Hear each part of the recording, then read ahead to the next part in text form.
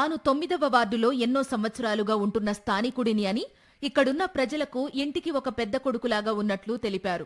9వ వార్డులో నెలకొన్న డ్రైనేజీ సమస్య కావచ్చు, రోడ్డు విస్తరణకు సంబంధించిన పనులు, అదేవిధంగా మంచినీటి పైప్లైన్కు సంబంధించి పనులు, మున్సిపాలిటీ నుంచి వచ్చే నిధులను నిజాయితీగా అవినీతికి తావు లేకుండా అందిస్తామన్నారు.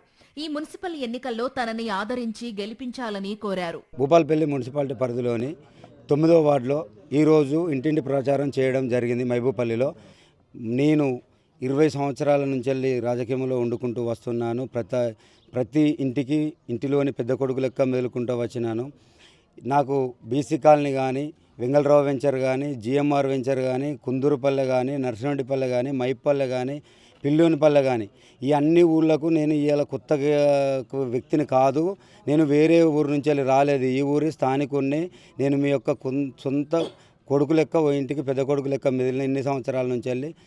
మహబూపల్లిలో బీరన్న గుడి కావాలని అంటున్నారు. శ్మశాన వాటిక లేదు.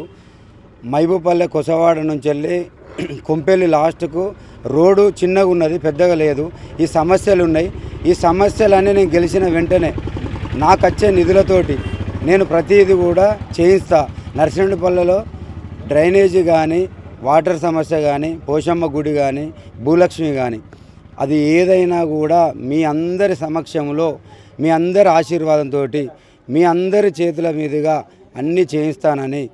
అదేవిధంగా బీసీ కాలనీలోని ప్రధానంగా వాటర్ సమస్య ఉంది. బీసీ కాలనీలో డ్రైనేజీ సమస్య ఉంది.